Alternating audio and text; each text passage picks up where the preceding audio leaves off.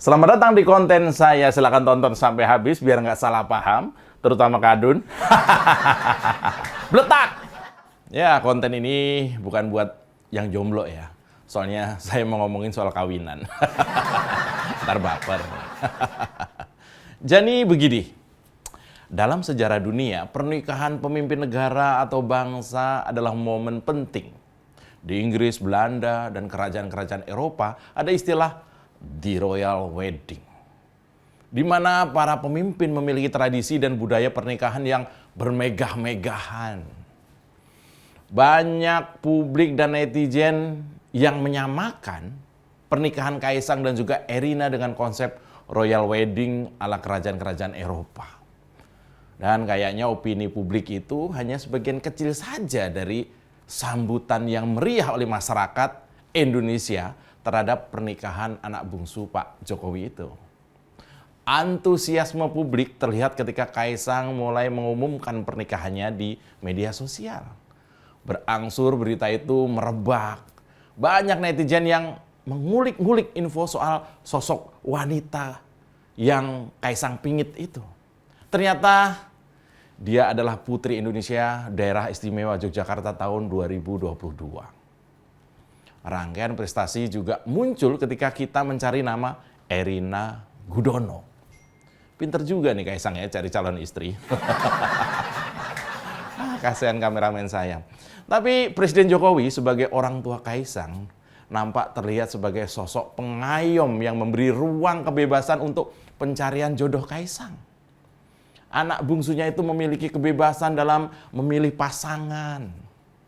Agaknya hal ini cukup berbeda dengan elit-elit politik dalam sejarah kita, di mana pernikahan seringkali menjadi medium politik untuk menyatukan dua dinasti politik agar terkonsolidasi melalui pernikahan.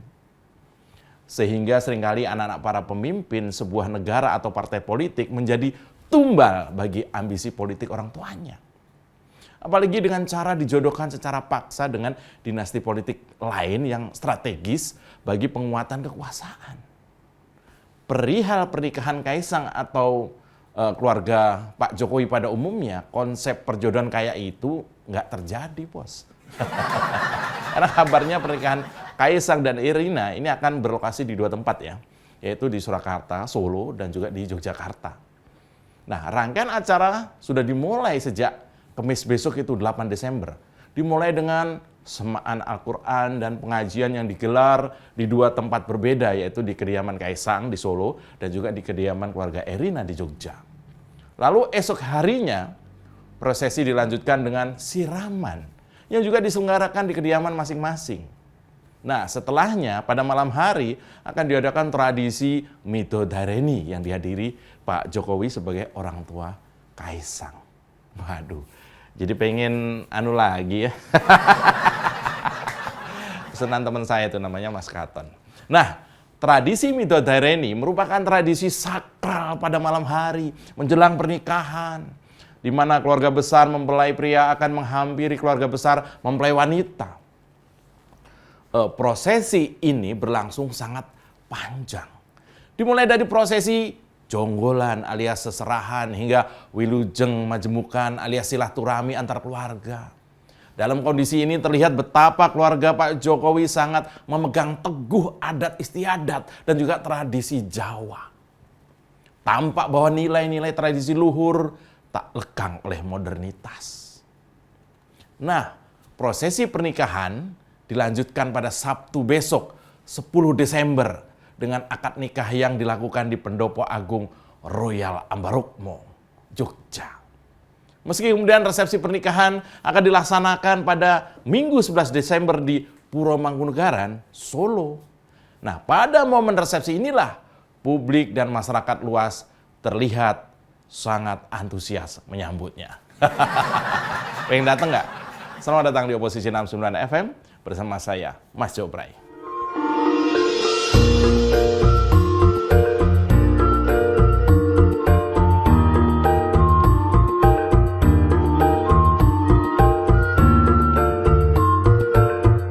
Jadi begini ceritanya bos, rencananya acara formal resepsi akan digelar di Puro Mangkunegaran di mana tamu-tamu penting akan hadir.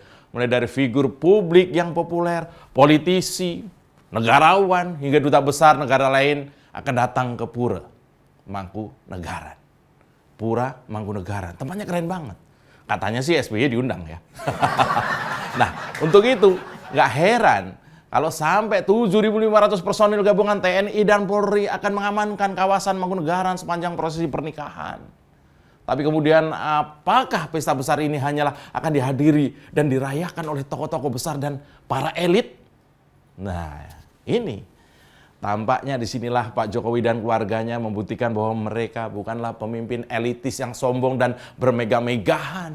Karena pada momen resepsi Minggu 11 Desember itu akan diselenggarakan pesta rakyat sepanjang jalan Slamet Riyadi Solo. Mulai dari panggung hiburan, kirab budaya, hingga kemeriahan-kemeriahan lain untuk masyarakat luas. Banyak makanan di sana. Makanan buat kita semua yang mau hadir. Dari Loji Gandrung hingga Pura Mangkunegaran, arak-arakan berbentuk kirab budaya akan meramaikan jalanan Solo. Terbayang ribuan rakyat Solo akan menyambut iring-iringan itu, merayakan kebahagiaan Kaisang dan Erina. Dalam situasi itu, Pak Jokowi direncanakan akan menyapa rakyat Solo dari barisan belakang, bukan barisan depan. Hal ini dilakukan agar Kaisang dan Erina nggak kalah pamornya. Pengantinnya kan dia ya. Nah, selain itu, Pak Jokowi yang merupakan pemimpin negara sekaligus orang tua Kaisang dan juga mertuanya Erina tampak melakukan nasihat Ki Hajar Dewantoro tentang Tut Wuri Handayani.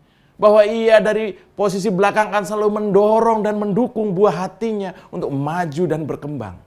Cakep agak tuh Bang? Iya, ini orang tua modern begini ya. Ya, dari era pemilu 2014 kita bisa melihat bagaimana Pak Jokowi mudah sekali dicintai oleh rakyat. Sosok sederhana, nan merakyat. Ini bukan pemimpin elitis yang mewah-mewahan. Tapi, ia pemimpin yang dekat dan senadi dengan hati rakyat. Setidaknya prosesi pernikahan ini menjadi bukti bahwa keluarga Pak Jokowi menyediakan ruang terbuka untuk merayakan bersama kebahagiaan milik keluarga dengan rakyat. Sekali lagi, ia berhasil menjadi pemimpin yang dekat dan senadi dengan hati rakyat. Mungkin dalam titik itulah ia berbeda dengan pemimpin negara atau bahkan kerajaan-kerajaan di dunia lain. Dalam politik kerakyatan Jokowi itu, rakyat bukan sekedar penonton pasif, tapi rakyat terlibat aktif. Bahkan dalam perayaan-perayaan private keluarganya sendiri. Pada sisi lain, pernikahan keluarga pemimpin di seluruh dunia selalu terpaku pada protokol yang ketat. Di mana sang pemimpin menjadi sosok yang jauh, tak tergapai. Pesta-pesta pun hanya dilangsungkan pada aula atau benteng kerajaan yang gerbangnya terkunci. Rapat bagi rakyat kebanyakan. Hal itu berbeda dengan apa yang terjadi di jalan Slamet Riyadi Solo nanti secara langsung. Kirab budaya dalam rangkaian pernikahan ini menjadi daya tarik tersendiri bagi pariwisata Jogja dan Solo. Terutama pada saat momen besar ini. Pada saat momen ini berlangsung, imbas ekonomi dari pariwisata tampak menjadi konsekuensi langsung dari hajatan dan perayaan besar milik seluruh rakyat Indonesia. Solo, Jogja, hotel full. Persiapan keluarga Pak Jokowi menjelang resepsi pernikahan ini juga menyimpulkan banyak hal menarik. Misalnya bagaimana kemudian Gibran Rakabuming ikut disibukkan ke sana kemari mengurus segala detail-detail tentang pernikahan adiknya. Ia terlihat sangat sibuk, tetapi dalam kepadatan persiapannya itu ada beberapa adegan manis yang tergambarkan. Kalau Anda tahu ya, dalam sebuah video yang tersebar di media sosial, Gibran meminta para awak media yang sedang menunggu hasil rapat persiapan pernikahan untuk makan bersama. Dalam situasi sibuk karena mempersiapkan pernikahan adiknya, Gibran memperhatikan hal-hal yang nampak sepele, tapi sebenarnya bersinggungan dengan rakyat kebanyakan. Selain itu, dalam masa persiapan ini, Presiden Jokowi berkali-kali meminta maaf pada masyarakat Solo dan Jogja khususnya. Terutama dalam beberapa konferensi pers, beliau menghaturkan maaf terlebih dahulu jika rangkaian prosesi pernikahan itu mengganggu aktivitas masyarakat. Itikat seorang pemimpin berhati besar terlihat di sini. Sebenarnya ia bisa saja tak menghaturkan maaf, Tapi ya sekali lagi terlihat sebagai sosok yang memperhatikan dan peduli dengan masyarakatnya. Ia mengutamakan rakyatnya, bahkan dalam tatanan pernyataan dan gestur kecil di hadapan konferensi pers. Mulai dari hal-hal sederhana seperti gestur hingga rangkaian acara berskala besar, terlihat bahwa pernikahan Kaisang dan Erina akan dirayakan bersama-sama dengan masyarakat Indonesia. Kerendahan hati, kemandirian, nilai-nilai tradisi lokal, hingga aura kerakyatan tercermin dalam banyak hal pada prosesi pernikahan ini. Selamat menjalani kehidupan pernikahan untuk Kaisang dan Erina. Seluruh Indonesia merayakan dan ikut dalam kebahagiaan. Kami dari 2045 TV ikut bahagia buat keluarga besar Pak Jokowi. Buat Kaisang dan Erina, banyak anak, banyak rezeki. Saya Mas Joprey, salam Bletak!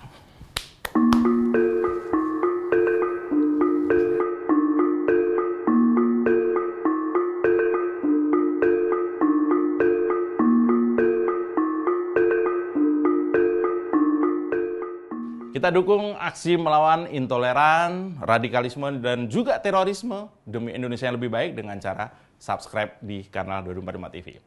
Makasih.